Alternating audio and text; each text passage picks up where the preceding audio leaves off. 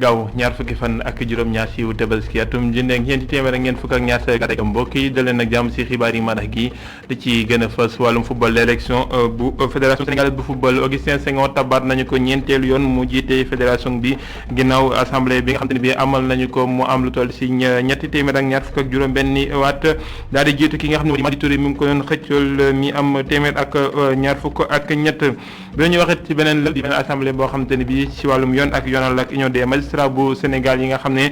ki nga xam ne moo di Souleymane Téliko ñi ko jiite woon day jeexal li nga xam ne moo di ak njiitam nag waaye dellusiwaat nañ ci li nga xam ne moo jafe-jafe yi nga xam ne dinañ ko dund ak joyante yi nga xam ne war nañ cee am mu ne si doxalin wi lu ñoŋ bëri na waaye faaw nag li nga xam ne mooy texte yi am loo xam ne dañ ko daal di joyante nañ jaan ak Boubacar Dieng mi teewoon ci moom leen dajee article de la semaine ni ki gaaw gu jot Alaaji Malick Cissé lañ ci àndal daal di dem fekki suñu naataango yi nga xam ne ñoo nekk si yëglekaay bi nga xam ne moo di direct news dellusiwaat nañ nag si kàddu yi nga xam te ne bi moom docteur Babacar Niang yëkkati woon na ko si jeudi dimanche janoom ak Mamadou Ibra Kane ITV i rajo si kàddu yi nga xam ne dellusiwaat na si nu mu gën a yaatu ak si xalima ki nga xamante ni bi moo di Pape Jogaay Faye mbokk yi lii mooy li nga xam ne moo gën a fës si biir jataay nes gis ñu def si faram fàcc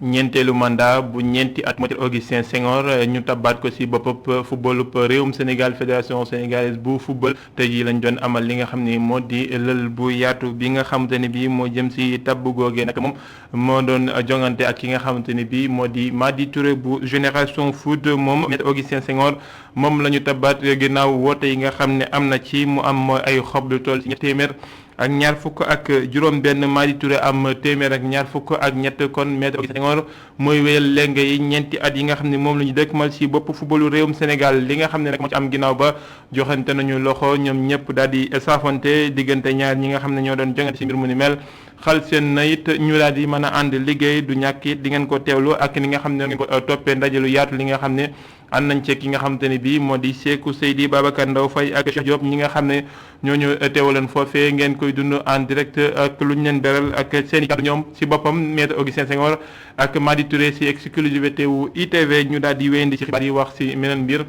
ginnaaw li nga xamante ne bii moo di ndam la mu am ak mbégte la naqar la tàggat yaramu réewum Sénégal xëye tey ak faatu ki nga xamante ne bii moo di Mbaye Guèye bu Fass nekkoon Tigre de Fass bu njëkk ci réew mi mu ngi daal di génn àdduna ci juróom-ñaar fukki at ak juróomam ci fi nga xamante ni bii moo di ci réew mi tey jii nag ñëpp xëy di ko jaale seen i mbokk waaye tamit di ko jaale ñi nga xam ne ñoo di yëngu ci wàllum làmb Alaaji Ngagne Diagne nekk koo xamante ne bii ràññeeku na lool ci làmb fekk lu bëri ci carrière ki nga xam ne moo di Tigre bu Fass ba woon di Mbaye Guèye dellu ci ay seede ñu teewlay kàddoom ci jokkoom ak ki nga xam ne moo di Mame Abdou Guèye Kassé. Mbaye Guèye Tigre de Fass ñun mën nañu am lu ñu wax ci moom ndax daf ñu marqué ci wàllu lamb te turam aussi ñun dañ ko màggaale parce que ñun vers les années 68 69 70 gënoon nañ nekk tout tànk daan fréquenté Fass ay arènes sénégalaises bien vrai que temps yooyu Fass neexul woon dem parce que ni mu bindoo woon mais daanañu turu Mbaye Guèye parce que boo daan toog sa ñoom papa sa ñoom yaay yi turam bi daan génn bopp ñu koy découvrir nag bu niñ ko commencé nag xàmmee di dem arènes sénégalaises muy Mbaye Guèye ñuy màggaaleeg moom ci monument bu toll nii bu demee perte la ci li mu nekk woon muy lamb comme ñi nga xam ne ñoo ko jiitu rek looluy ñëwaat mooy tiis bi ak naxar gi ngay jaxase ak ñàkk gis gi ñu koy ñàkk gisati loolu rek la waaye Mbaye Guèye ku ne xam na ne li mu liggéey ci làmb li mu liggéey ci Fass ni mu taxe woon ci làmb ni mu taxe woon ci li nga xam ne lii jàngal leen ba ñu réussir nekk li ñu nekk loolu toujours day feeñ ci li nga xam ne ñii ci deewu Mbaye Guèye bi loolu da ciy feeñ moo tax témoignage bi boo ko doon topp tey doo jeexal. tawat ju yaatu ju yàgg moo ko daal di yóbbu mu wujji suñu borom moom Mbaye Guèye mi njëkkoon nekk Tigre bu Fass tey ji la daal di génn àdduna fii si Ndakaaru si juróom-ñaar fukki at ak juróomam nekkoon koo xam ne ràññeeku woon na lool si wàllum làmb li mu def si làmb ji ba léegi ñu ngi koy bàyyi xel Tigre de Fass bi mu fa jugee jox ki nga xam ne moo di Moustapha Guèye ñetteelu Tigre de Fass jamono ji di Gris Bordeaux wala ñu del si waat si li nga xam ne moo di carrière am ak ab nataalam dañ ci ànd ak ki nga xam ne moo di Cheikh Diop. Mohamed Ali Mbaye Guèye ñu nga léewtoo ñoom ñaar ñu nga léewtoo. ki njëkk a doon Tigre de Fass daanu na Mbaye Guèye génn na àdduna bokk na ci ñi nga xam ne ñu gënoon a xarañ ba ñu tollee seen jamono ci làmb ji te it ñi nga xam ne ñoo ci gën a am ay ndam yu am solo mu gën a àdduna fukki fan ak juróom ci weeru janvier ci atum 1946 ca Ndakaaru Mbaye Guèye jiitu na ci l'armée bi laataa mu fay jóge fukk ak juróom-ñetti weer ci ginnaaw ba mu fa jóge sax la dugg ci làmb ji nekk fa sax ñenn ci ñi fa gën a ràññeetlu gannaaw ba mu amalee ay jongante yu am solo lool ci làmb joojee ci noonu sax lañ ko tàmbali woowu Tigre de Fass ñu ngi ko tàmbali fukki fan ak ñeent ci weeru juillet ci atum 1968 ki ko waral moo di Yamar Diop doon liggéey ci bërëb bii di la Soleil gannaaw moom doon amal jàmmarloo bu metti lool ci digganteem ak sa njàmbur foofii ci arène Mahari Thiam écurie Fass am na ñetti Tigre de Fass Mbaye Guèye moo ci jiitu laata mu koy jox Moustapha Guèye mi koy jox ci ginnaaw gi Gris Bordeaux doomi Fass ji nekkoon na mbër mu xarañ lool te it bind na turam ci taarixu yaram boobu fii ci Sénégal amoon na technique doon jàmbaar te it ragalu dara lu nekk ci kanamam Mbaye Guèye bu daan bëri fu ñu la askan wi daan jóge ñëw rek di ànd ak moom di ko jàppale waaye bu weesoo làmb yu am solo yi ak ndam yi Mbaye Guèye ràññee nañ ko ci bàkk bu siiw boobu mu doon amal ak ñi mu àndal saa su wut see làmb ji daana ko amal sax ak i sëriñ ñu takk ci ndigg li bëri lool mu nekk ci royukaay ci mbër yu bëri ay làmb yu metti yoo xam ne ci taarixu Sénégal Mbaye Guèye amal na ci yu bëri te moom sax mi ngi fàttaliku benn ci yooyee mooy doxoon ci diggante ak Robert Diouf doon am ci ñaari fan ci weeru février ci atum 1969 jàpp na ne làmb joojee mu gën a am solo ci carrière bi ndax Robert Diouf jamono yooyee moom ñu jàppe woon kii di Tyson ba tax na ñëpp ko bëggoon a daan nee na ba mu bëggee jàppanteeg moom ñuy xaar rek làmb ji yàgg ci li ko dóor moom mi mu kaw mu doon làmb joo xam ne jàpp na ne dootu ko fàtte ndax am na solo lool ci carrière am jeneen làmb ju am solo joo xam ne ba fi mu ne nii kenn du ko fàtte mooy doxoon ci digganteem ak Double Less ci atum 1977 làmb jooju ba fi mu ne nii kenn xamul ko ci am ndam Mbaye Guèye kenn du ko fàtte ndax moo doon mbër mi njëkk a signé contrat ak promoteur bi de Bassirou Diagne mi nga xam ne nekk grand sëriñ bu Ndakaaru benn contrat bu toll ci $1 million ngir rek jaamarloog Robert Diouf mu génn ak juróom-ñaar fukki at ak juróom Tigre de Fass ba woon daanu na gën a ba mu amalee feebar bu yàgg lool moo ginnaaw làmb joo xam ne dina ko wéetal lool ak i jaamarloom ak i bàkku yu am solo dañoo taalu tabe yàlla ak yonent ba ak Cheikh Tidiane Serif ma jàppaat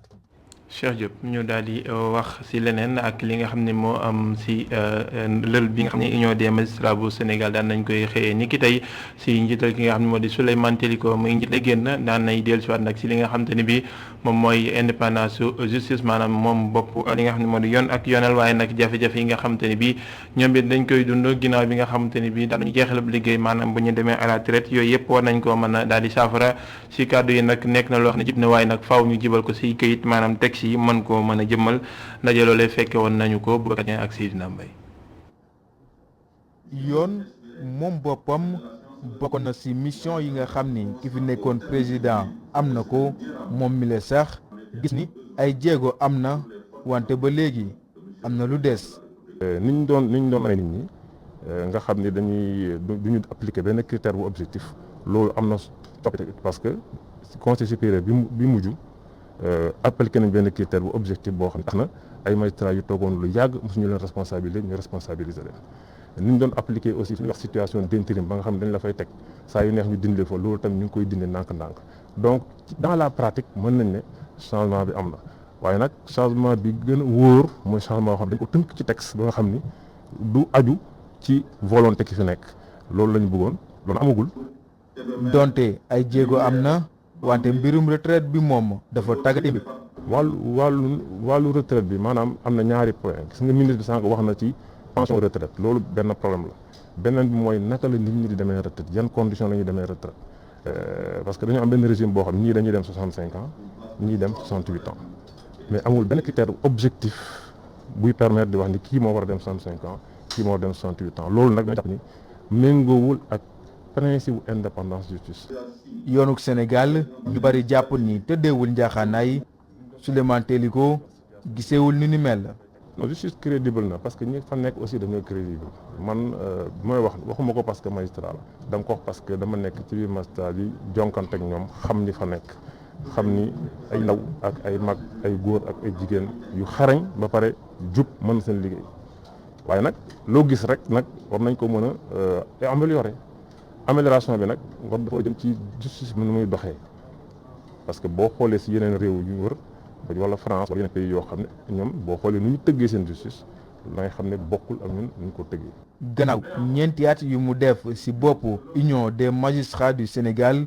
Souleymane Teliko joxe place am Abdou Khadre Xawsu Diop nekkoon fi secrétaire général ak ki nga xam ne di Chimère Diouf ñoo samp seen dënd ngir wuutu ko.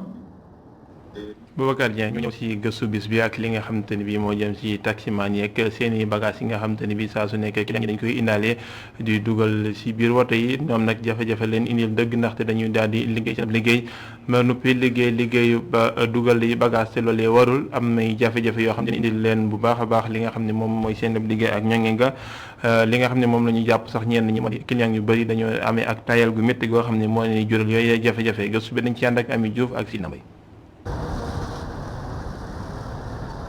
tànk ñu ngi yaakaar am client taximaan yi di wër mbeddu Ndakaaru yi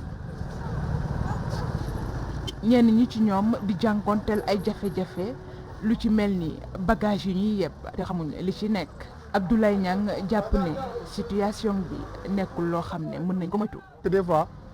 nga client moo ni saak nga ne ko lan moo ci nekk mu ne la yuree ci nekk mën na si def sax lu ne mën na ko ci def ko xam ko mënoo ko contrôler loolu mënoo ko contrôler même personnellement man de man ma ko contrôler waaw mais am na ñoo xam ne dañu yóbbu lu ñu xamut. kàddu yi doon benn taximan bi di delloo lépp ci loxo yàlla. parce que boo bagage moom boo koy jël moom doo xam doo na nit ki ubbil ma ko li nekk ci ko sac bi yow da nga yeb rek yàlla daal moo ñu ci dimbali daal. bu rek maa yëpp ku doon taxu nga xam ne maa doon yéeg di wàccee bagage waaw mais yenn saa daal moom yàlla daal man daal mosuma ci am problème daal wax dëgg yàlla mosuma ci am problème. benn xaritam mos a dund li ni mel boobaak léegi taximan bi di dëkkee moytu. ay gaay ko jëloon rek ne ko dañoo am xar yu ñuy jël ñu dem nekk yebuñu xar ñoom ay yàpp dañoo rey xar ya ba pare fees ko dugal ko ci biir ay saako ñëw kii bi dugal ko ci mu départ police topp leen jàpp ko dañoo sàccoon xar yi kenn ki daw ñu jàpp ko moo beneen sàcc bi ñëw bu ko defeere ko ci booba ba léegi du ma yeb yàpp man même bu dee ci yenn koñ yi nii léeg-léeg nga jël ma nii ñëw indi présenté bagage damay xool ci koñ bi ñuy jege ma laaj la ndax yow kii fii la dëkk wala déet nga ne ma waaw ma ne la moom lii muy jël nga ne ma waaw man ni d'accord nañ dem. ñu bëri ci ñoom jàpp ne dañoo war a xoolaat seen doxalin di xool client yi nga xam ne dañ koy yeb rawatina li nga xam ne moo di bagage yi ak sax di dem bay xool li nga xam ne moo di colin gi. ngoog gëstu ba mi jëf jëm si kaaraange taximan yeeg bagage yi ñuy dugal te xamuñu lu ci nekk ñu daal di wutali si wàllum njàng mi ak njàngale mi ak ndogal li nga xam ne makkaanum njëriñ jël wàllum njàng mi bëgg nañ ko daal di doxal si atum njàng mi ñu dëkkmal bu ubbee mooy daal di defal ay yëru yees yoo xam ne dinañu génn lu toll si fukki milliards nag bu ñu sukkandikoo si jëwriñ ji ndogal laa ngi tukkee si njiitu réew mi président Macky Sall waaye Cheikh Mbow bu ko si def li mu jàpp moo di jamono ji loolu nekkul loo xam ne jàmp na si wàllum njàng mi ak njàngale mi rawatina ak fii jamono ji tolloog mbas mi fexe ba ñëpp aaru rawatina ñi nga xam ne ñoo di ndongo yeeg seen jàngalekat mooy li gën a mucc ayib ñu teew lay kàddoom ci jokkoom ak Pape Daouda Faye. waaw xam nga tenue scolaire moom amul kenn koo xam ni bëgg ko te jàpp nañ ni dina mën a tax ba du ñu mën a xàmmee ki am ak am wante kër sax boo ko yoree boo amee wecc da ngay seet lan moo war a nekk sa priorité lan ngay jiital lan nga dul jiital tey bu ñu nee système bi war na jël 30 milliards def ko ci jënd ay tenue scolaire si ñetti at yi ñu jëm jàkkaarloog ay jafe-jafe yi nga xam ni suñu l'école am na ko ci ñàkk am ndox ci ñàkk am gànnuwaay ci ñàkk am sécurité ci am ay problème tablement loolu dafay nekk loo xam ne dafay poser problème évidemment parce que système éducatif xaalis bu ndaw bi mu am dañ ko war a jëmale ci li nga xam ni moom mooy tax ba njàng bi mën a ñoy te pour njàng bi mën a ñoy yëpp xam nañ ni Covid bi fàttali nañu ko li wër l'école bi dañ ko war a mën a defaraat donc jàppoon nañ ni fi ñu toll bu ñu amee 30 milliards waroon nañ ko mën a dugal ci biir vacances yi fexe ba l'école bi du mën a gaañu loolu ci Covid bi nga xam ni bàyyeeguñu parce que suñuy l'école yi amul ndox lépp xam nañ leen bëri nañ ñi amul gànnuwaay bëri nañ ñi amul sécurité posé wu na kon nag jàpp nañ ni su président de la république mënoon dégg kàddu askan bi ak acteurs yi ce serait mu bàyyi jël xaalis bi nga xam ne moom la ñu war a def tenue scolaire dugal ko ci lépp loo xam ni dafay gën a ñoñal jàng bi dafay gën a améliorer environnement des apprentissages bëri su taxale yi mën ginnaaw njàng mi wérgu yaram ak mbasum coronavirus diwaanu Kaolack kuréel gi nga xamante ni mu ëmb ñuy yëngu si wàllum wérgu yaram di ANCS ñoom nag daan nañuy taxaw bu baax a baax ngir ñi nga xamante ni bii ñoo di kilifay diine yi ñu daal di dugal seen loxo si li nga xam ne moo di wattu li nga xam ne moo di lawtanu mbas mi di coronavirus sinon nag si mboolem seen i xutba ak seen i waxtaan ñu soññ askan wi ba ñu dem daal di jël li nga xam ne moo di ñàkk yi ñu dem ba Kaolack fekk fa Adama Sarr ak Assou Mbaye. Alliance nationale des communautés pour la santé daal di soobu ci xeex bi ñuy xeex mbasum Covid-19 bi fii ci Kaolack nag kuréel gi daal di dajale imam ak évêque ngir rek ñu gën a ñaax askan wi ngir ñu gën a moytu mbas mi fii ci Kaolack. ku ne xam ne ne Sénégal nit ñi doon nañ nopp waa kër diine moo xam ñu nekk chrétien moo xam ñu nekk musulman ba tax na ñu gëm ànd ci autorités yi nag bu ñu demee ba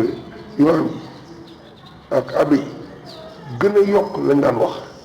xëy na impact yi dina am ci communauté yi ba dinañ mën a gis ne nit ñi dañ gën a respecté mesures barrières yi te nit ñi également dinañ ñàkku yàlla dafa ñu am ci dëgg. waa région médicale bu Kaolack daal di rafetlu li ni mel nag ñu gis ne boole gi ñu boole ñii di kilifa diine yi ci xeex gi day yombal seeni liggéey. boo nee nit si diine moom nit ñoo xam ne dañuy gisee population bi ci ay jotaay yu bari. mën na nekk jotaayu diine ci jàkka ja wala ci église ba mën na nekk aussi jotaay yoo xam ne suñu cosaan la lu mel ne ay ngénte lu mel ne ay dëkk occasion yoo xam ne mën nañ ci profité pour wax ak ñoom ci wàllu feebaru coronavirus bi. looloo waral nag bu kilifa diine yi daal di rafetlu li ni mel ñoom nag ñu xam ne daañu gën a sóobu ci xeex bi ngir ñaax askan wi. dañu bëgg a sukkandiku ci li nga xam ne moom la fi docteur yi wax moom la fi technicien yi wax. moom la fi ñi nga xam ni ñoom la seen xam-xam màcc jëm ci wàllu googu wax ñu war cee sukkandiku war nañ cee sukkandiku parce que ci suñu téere bi nga xam ni moom la ñu yàlla jagale muy ay alquranul karim dafa wax ni na ngeen di laaj ki nga xam ne xam-xamam màcc na jëm ci wàllu googu nga xam ne loolu mooy spécialité moom la ñuy wax xabiir mu ni parce que kooku information yi mu lay jox nee na information mësu koo mën a gën a fiable. su ñu nekkee ay njiitu diine mun nañu ñaax askan wi ndax ñu gën a dellu ci lépp li nga xam ne moom la ñu tëraloon mu di ay mesures barrières maanaam naka la ñuy sete naka la ñuy raxase suñuy loxo ak gel ak saabu naka la ñuy def distanciation diggante nit ñi wala port du masque maanaam solob masque ndax aar sa aar ñeneen loolu war nañ ci dël bu baax a baax. ñetteeli vague jëm ci mbasum coronavirus gi ba mu dooreek ba léegi nag fii ci diwaan bu Kaolack daal dinañ fi xayma rek lu toll si ñetti téeméer ak juróom-ñetti cas fukk ak benn ñàkk nañ ci seeni bakken. Adama Sarr ñu jógee Kaolack wutali diwaan Touba des si mbasum coronavirus ak xeex li nga xam ne moo di lawtan nga foofee nag kii dafa yor taxaw nañ ci bu baax a baax ñi nga xam ne ñoom ñooy brigade spéciale ba fa yor wàllum hygiène ak jàpp na ñi nga xam ne ñoo doon UNICEF daal nañuy yokk li nga xam ne moo di doole mbooleem bërëb bu fajukaay yëfa ngir ñu mën a am li nga xam ne moo di jumtuwaay yi war dëgg ngeen ñu fegu si mbasum coronavirus ndaxte li nga xam ne moo di mbas ma lam fa yaatoo daal dina xaw a takku ndaxte ginnaaw lim bu mujj ba faat na fa lu ëpp téeméer ak fanweeri doomi aadama Touba ñu fekk fa góor ndaak loog cer na fay. xeexal la waayu mbasum Covid-19 ci Touba loolee di xemmeemteefu brigade spéciale bu service d'hygiène bi am njàppal UNICEF loolee tax ñu jëbbal ay jumtuwaay bërëbu fajukaay yi nekk ci dëkk bu sell bile. bërëb yi ñuy faju ñu taamu leen ci ndax dafa nekk bërëb yoo xam ne dafa bëri lu muy recevoir ay nit am nit ñu bëri ñoo am dañ fay ñëw bu ngir faju donc dafay laaj kooku ñëw ngir faju nga mën koo aar ci li nga xam ne mooy feebar bii nga xam ni moom moo fi nekk muy mbas mi donc su ko defee da ngay mettre à disposition ay kit yoo xam ne comme ni ñu ko waxee ku ñëw mën a raxasu également ñu mën a def entretien bu baax ci locaux yi su ko defee loo tax day matériel entretien des locaux aussi mi ngi ci mais également aussi pompe bi mi ngi ci ngir nga mën a pomper désinfecter donc bërëb bi dañ ko choisir ndax nit ñooñ di ñëw ñu mën leen a protéger bu ñëwee ak seen sago mën a dellu ak seen sago ba benn jàngoro duñ ko fi jëlee rawatina li nga xam ne mooy mbas mi. mu di jëf ju médecin chef bu district sanitaire bu Touba rafetlu docteur Ndeye Maguette Diop gën a jëñax ñii di sàmm cet gi ñu gën a dugal seen loxo ci xeexuma mbasum coronavirus. def nañ li leen war gaa waaye def nañ ci ba def ci lu ëpp ndax wax fa dëgg yàlla ñu ñuy dimbali di désinfecter kër yi di ñu dimbali pour ñu yee askan beeg yooyu yëpp tey ñu ngi ci bopp ba tey wàccuñu ko waaye bu ñu ci ëlbati ko waat dolli waat ñu lépp lu ñu soxla pour suñu structure ba nit ñi mën bu ñuy dugg di raxasu mën bu ñuy nekkee ñu leen di defal gel may ñu ay masque may ñu saaboog lépp ba même ay appareils yi ñu mën a désinfecter locaux yi dafa am ay cas wax fa dëgg yàlla gàcce nga la am service d'hygiène. ci Touba wala mbas mi lee di wéy ginnaaw ba ñu xayma ñaari junni ak juróom-benni fukk ak juróomi cas confirmé ci mbas mi dooree ba tey jilee doonte ñooñee junni ak juróom-benni téeméer ak juróom-ñaar fukk ak juróom-benni waaye wopp jotaat nañu seen wér gi yaram ginnaaw ba ñu xayma téeméeri nit ak fanweer yu ñàkk seen bakkan ci mbas mi. kàddu yi mu yëkkati woon docteur Babacar Diop bu sama assistance moom médecin bu sama assistance si janam ak Mamadou Ibra Kane jeudi dimanche ne dafa am ay matériels yu ñuy jële si public bi si fajukaay yi di ko yóbbu si public di ko jaay loolu nag dellusiwaat nañ ci ni mu gën a yaatoo yëglekaay bi nga xam ne moo di Direct News si jàppandal ki nga xam ne moo di directeur publication ba Pape Diogaye Faye daal nañuy wax li nga xam ne moom la ñu xalaat si mbir yi jàngat yi nga xam ne am na ci ak taxawaay bi nga xam te ne bii war nañ ko mën a joyanti loolee nga xam ne bokkoon na ci xët yi gën a fës si li yëglekaay yi daal di bind ci ayu bis bi wala mu dellusiwaat si ni mu gën a yaatoo waxtaan mu seq ak moom Pape Diogaye Faye Alaaji Malick si ñu teewlu ak la semaine.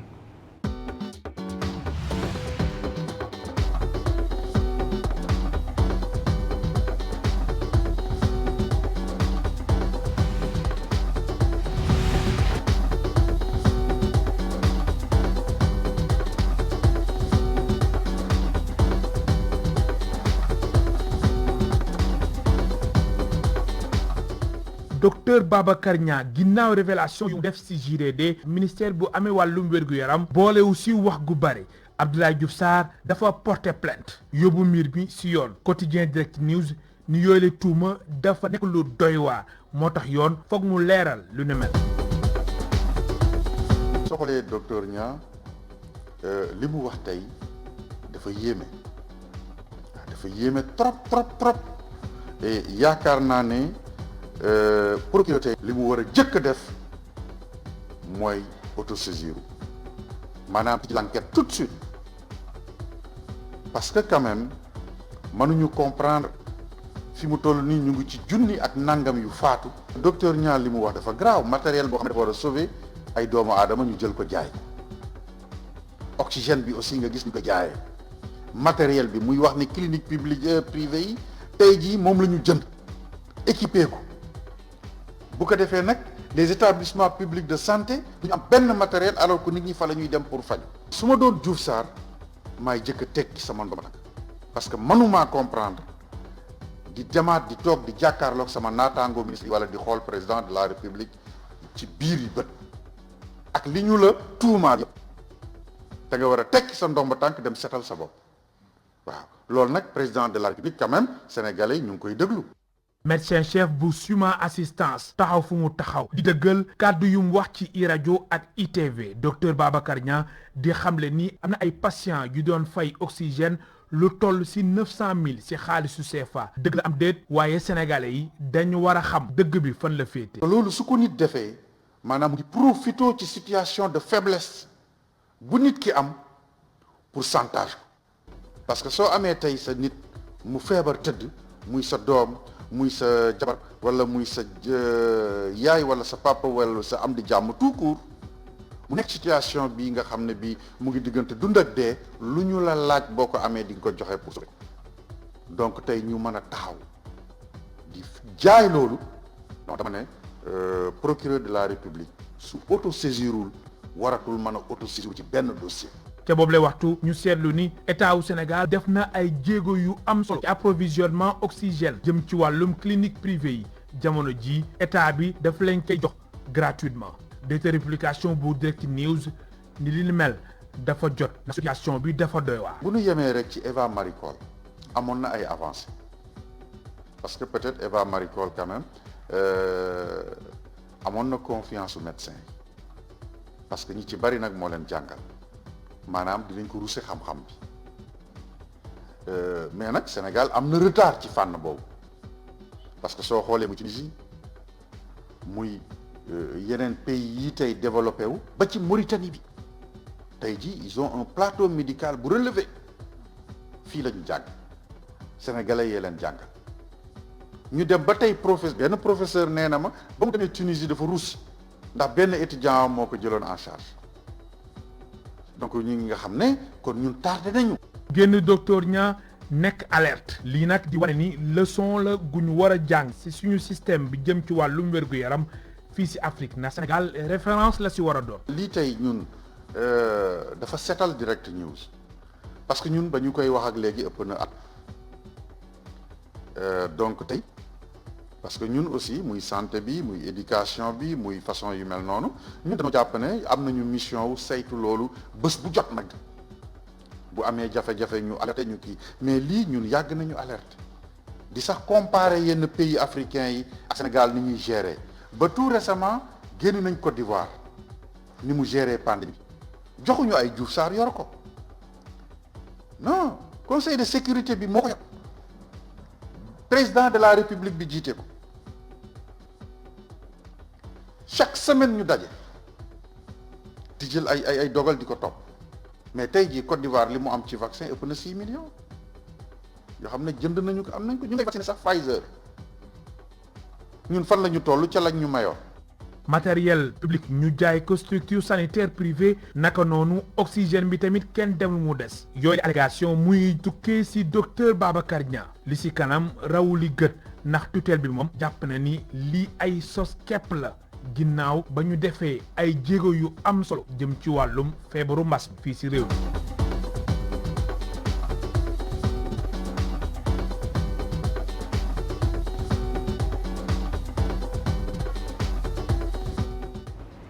Alaaji Malick Cissé di ko jaajëfal la digg de la semaine ni ki gaaw gu jot ngeen mën koo topp nu mu gën a yaatoo jaajëfal leen mbokk ci teewlu bi li moo la fa laaj ci jotaay bi xibaar benn jotaay di 9h45 leen doon si kàllaamay nasaraan ngeen si ànd ak Aminata Ndonka xibaar yi di wéyandi ci www.media.sn jërë ngeen jëf.